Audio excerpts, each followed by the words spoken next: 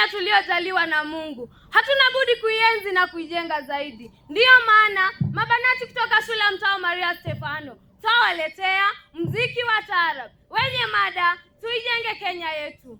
Wimbo umetungwa ili kuunganisha Wakenya wote na kukashifu fedhuli nchini.